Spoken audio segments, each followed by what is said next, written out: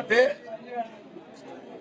ఆ ప్రాంతానికి ఉస్మానియా యూనివర్సిటీ నువ్వు కాలు పెట్టలేవు అంటేనే తప్పు చేశావు అనేటువంటిది అందరికీ అర్థమైనటువంటి పరిస్థితి. మాట్లాడితే పెన్షన్లు ఇస్తున్నావు, నీ జేబులో నుంచి ఇస్తున్నావా, నీ అబ్బాయి జాగిరం ఇస్తున్నావా? పెన్షన్లు అంటూ మొదలుపెట్టింది ఎన్టీ రామారావు 50 రూపాయలు ఆకు పోకకు ఆడబిడ్డకు కావాలని తల్లికి. అది పెరిగిన ధరలకి ఇలా పెరిగి 250 దాకా రాజశేఖరుడు వచ్చే వరకు జరిగితే ఇంకా పెరిగినటువంటి ధరలకి ఇలా 1000 రూపాయలు ఇచ్చేదే కాదు. ఆంధ్రప్రదేశ్ ఇస్తున్నారు, మహారాష్ట్ర, కర్ణాటక కూడా ఇస్తున్నారు. దానిలో గొప్పలు కాదు ఇక్కడ కావాల్సింది.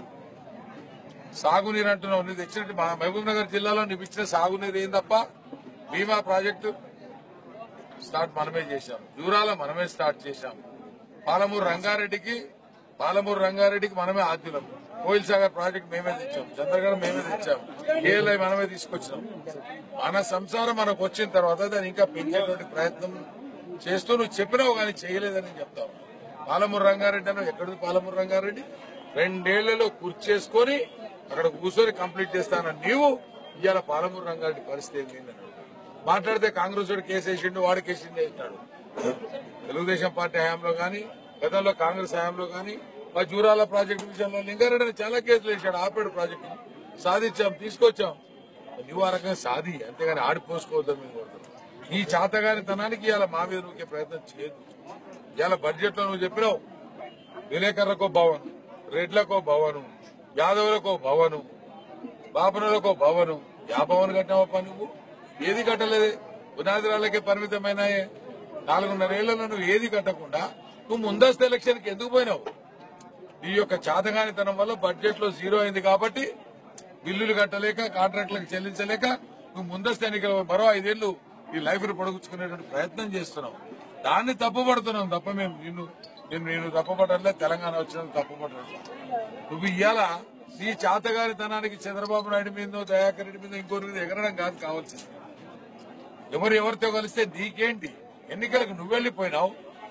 సామాజిక తెలంగాణ దిశగా దృక్పథంతో ఆలోచన చేస్తున్నాం కాబట్టి అందరం కలిసికట్టుగా పోరాడాలని నిర్ణయించుకున్నాం. ఇలా ఏ ధర్నా చౌకులు అయితే నువ్వు అడిగావు తెలంగాణ కావాలని, ఆ ధర్నా చౌకు నువ్వు ఎత్తేసావు. దానికి సిగ్గుండాలి నీకు, మాగ్గా సిగ్గుండాలి. చంద్రబాబు నాయుడు సిగ్గుందా అని అడుగుతున్నావు. ఆ సిగ్గు అనేది ఏందో నిన్ను చూసి వేసుకోవాల్సిన అవసరం తెలంగాణ ప్రజలకు గాని తెలుగుదేశం పార్టీ కార్యకర్తలకు గాని లేదు.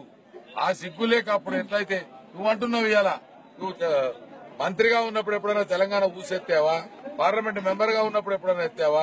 ఎమ్మెల్యేగా అన్నిసార్లు తెలుగుదేశం అవకాశం ఇచ్చింది, అప్పుడేమైనా పోరాడావా? ఏమి లేదే. నీకు మంత్రి పదవి రానప్పుడు నువ్వు తెలంగాణ కావాలని ఒక ఆయుధం తయారు చేసుకున్నావు తప్ప వేరు కాదు. కాబట్టి నీ హద్దుల్లో నువ్వు ఉండు.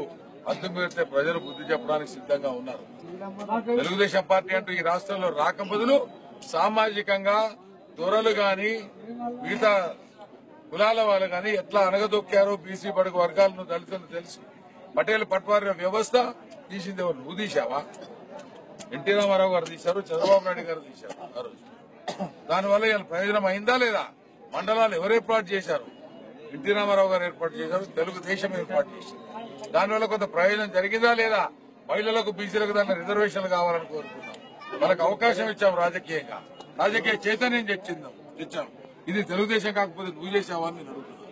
అసలు నీకు అవకాశం ఎట్టొచ్చింది? ఒకసారి ఆత్మ పరిశీలన చేసుకో. పాస్పోర్ట్ల కేసులో ఇరుక్కున్న నీవు ఎక్కడో హైదరాబాద్ రాయల్ హోటల్లో రూమ్ తీసుకుని ఉండే నువ్వు, ఢిల్లీకి పోతే కర్ణాటక ప్లేస్ లో హోటల్లో ఉండి పాస్పోర్ట్ దందాలు చేసిన నీవు ఇలా ఈ పరిస్థితికి వచ్చావంటే తెలుగుదేశం ఇచ్చిన అవకాశం కాదా అని నేను అడుగుతా ఉన్నా. కాబట్టి భగవంతుని దయతో ఇవాళ ముఖ్యమంత్రి అయిండొచ్చు, ప్రజలు ఆశీస్సులు ఇచ్చిండొచ్చు. కానీ నువ్వు చేస్తున్నది ఒకసారి పునరావృతం చేసుకో, ఆత్మవిమర్శ చేసుకో. మా మీద అక్కసుకు వెలగక్కడము, ఆంధ్ర తెలంగాణ సెంటిమెంట్ రాజేసి ఓటు రాబట్టుకునే ప్రయత్నం తెలంగాణ ఉద్యమంలో జరిగిండొచ్చు. కానీ ఇప్పుడు అది కుదరదు. పని చేసేవాడు శాసనసభ్యుడు అవుతాడు, ప్రజలకు దగ్గరగా ఉన్నాడు మంత్రి అవుతాడు, ఇంకా ప్రజలకు బాగోగులు ఆచరణ చేసేవాడు రేపు ముఖ్యమంత్రి అవుతాడు. మీ దాంట్లో ఎవడు ముఖ్యమంత్రి అంటున్నాడు. ఎవడు ముఖ్యమంత్రి నీకెందుకు అని అడుగుతున్నాడు. నీలాగా దళితుని ముఖ్యమంత్రి చేస్తాను మోసం ఏం చేయలేదే. చెయ్యాలని కాంగ్రెస్ పార్టీ, తెలుగుదేశం పార్టీ అనుకోవడం లేదే. ఖచ్చితంగా తెలుగుదేశం పార్టీ కాంగ్రెస్ కు వ్యతిరేకంగా పుట్టింది. ఆ రోజు తెలుగుదేశం పార్టీ తెలంగాణలో హైదరాబాద్ నడిపొట్టిన తెలంగాణ గడ్డ మీద పుట్టింది. ఎందుకు పుట్టింది? తెలుగుదేశం ఆ రోజు ఉన్నటువంటి బీసీ ముఖ్యమంత్రి గారు అంజయ్ గారు వారికి చేసినటువంటి అవమానంలో నుంచి పుట్టింది, అంతేగాని ఆంధ్ర ప్రాంతం వాడి కోసం పుట్టినా. ఇవాళ నువ్వు ఇస్తున్న కాంట్రాక్ట్లు ఎవరికి ఇస్తున్నావు, కమిషన్లు ఎవరితో దండుకుంటున్నావు తెలియదా? మాట్లాడితే ఖబర్దారిని అంత చూస్తా అంటావు, మూడో కన్ను తెరుస్తా అంటావు. నువ్వేమో కూడా భయ్ తెరువు నీ మూడో కన్ను ఏందో అప్పుడు తెలుస్తుంది. చంద్రబాబు ఏంటో, తెలుగుదేశం పార్టీ కార్యకర్తలు ఏందో అప్పుడు తెలుస్తుంది. మా దగ్గర ఆయుధాలు లేవనుకోవద్దు, ఉన్నాయి. సమాజం కోసం, తెలంగాణ కోసం కొంచెం నోరు మూసుకొని ఉండొచ్చు తప్ప నీ బెదిరింపులకు ఎక్కడా ఈడ దొంగము, నీ బెదిరింపు తాటాకు చప్పులకు ఎవరు భయపడము. నువ్వు అంటున్నావు కదా మూడో కన్ను ధరిస్తే నువ్వేమవుతావు అని. నిజంగా నీకు మొగతనం ఉంటే తెరువు, నేను స్పష్టంగా తెరువు, అప్పుడు మేము నోరు ధరిస్తాం. ఓటుకు నోటు కేసు గురించి మాట్లాడుతున్నాం, ఈ చేతిలో ఉందనుకుంటాం. ఉంది కదా, చలో అరెస్ట్ చేయి, చెప్పు, నిజాలు బయట పెట్టుకో. ఎవడొద్దన్నాడు నిన్ను ఆగమని 4:30 నుంచి ఆగమని ఎవరు అడుక్కున్నారు? నీ అవసరానికి నువ్వు అడుక్కున్నావు. నువ్వు అడుక్కున్నది వాస్తవం కాదా? చంద్రబాబు గారిని కాంగ్రెస్ తో కలిసి పోటీ చేయొద్దు అని అడుక్కున్నది వాస్తవం కాదా?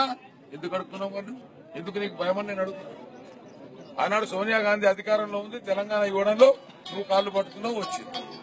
అందరము చెప్పినాం, చెప్పినాం. భారతీయ జనతా పార్టీలో ఉన్నటువంటి వాళ్ళు కానీ అందరూ చెప్తే వచ్చిన తెలంగాణ నీ ఒక్కడితో నా ఒక్కడితో వచ్చిన తెలంగాణ కాదు. ఈ జాగీరు నీ సొత్తు అనుకుంటే బుద్ధి చెప్తావు. ఇవాళ నువ్వు నీ సభలు పెడితే ఎంత ఇస్తున్నావు? నీ మీద అభిమానంతో వస్తున్నారా? నువ్వు ఏం దాపితే వస్తున్నారు, ఏమిస్తే వస్తున్నారు? కూలిచ్చి దొరికిపోయి నీకెందుకు పట్టింది తెలంగాణ? అదే ఉద్యమం సమయంలో ₹1 ఖర్చు పెట్టకుంటే ప్రజలు ఖర్చు పెట్టొచ్చారు. ఇవాళ నువ్వు ₹1 సంపాదించుకొని ₹1 వెనుకేసుకొని ఈ నియోజకవర్గాల్లోని పోలీసు బలగాన్ని ఉపయోగించి డబ్బు ఉపయోగించి గెలవాలని చూస్తున్నావు తప్ప నీ పనితనంతో గెలవాలని చూడడం లేదు. కాబట్టి కేసీఆర్ గారు దయచేసి ఇవన్నీ మానేయండి. నీ మంచి పనులు ఏమైనా ఉంటే చెప్పండి, ఇంకా ఏమైనా చేస్తామో చెప్పండి, ఓట్లాడండి. డెఫినెట్ గా మేము కూడా కాంగ్రెస్ తెలుగుదేశం పార్టీ కూటమిగా ఏర్పడమే మా మేనిఫెస్టో ముందర పెడతాం. జనానికి ఏం చేస్తామో చెప్తాం. నేను సూటిగా అడుగుతున్న ఒకటే ఉదాహరణ, నీవు రుణమాఫీ చేసిన రైతుల కంటివి, మాట తప్పిస్తేవి, 4 విడతలుగా చేస్తాను నేను అట్లా చెప్పలేదంటే నమ్మినాం. డబ్బులు లేవేమో కొత్తగా ఏర్పడ్డ తెలంగాణలో నమ్మినాం. నువ్వు 4 విడతలుగా చేసేసరికి తడిసి వడ్డీ ఎంత అయిందో చెప్పు. వడ్డీ మేమే కడతామన్న నీవు ఈ నోరా పాయకాంత ఉంటే వడ్డీ కట్టామని అడుగుతున్నా. ఇలా రైతుల యొక్క పాస్బుక్లు బ్యాంకుల్లోనే మొలుగుతున్నాయి, వాస్తవమా కాదని అడుగుతున్నా. నీకు దమ్ముంటే, ధైర్యం ఉంటే రైతుల పాస్బుక్లు ఎన్నికల్లో ఇప్పించు. రైతుల పాస్బుక్లు ఏవైతే వడ్డీ కట్టాల్సిన బాకీ ఉందో ఇప్పించు. మొగోళ్ళ పెట్టి అది మాట్లాడు. అది పక్కకు పెట్టేసి అడ్డగోరుగా మాట్లాడితే చూడడానికి ఎవరు లేరని మీకు తెలియజేస్తున్నా. ఏంటండి, వీడియో నచ్చిందా? అయితే ఓ లైక్ వేసుకోండి, లేదంటే ఓ కామెంట్ చేయండి. ఎప్పటికప్పుడు మా వీడియోస్ చూడాలంటే సబ్స్క్రైబ్ చేసుకోండి.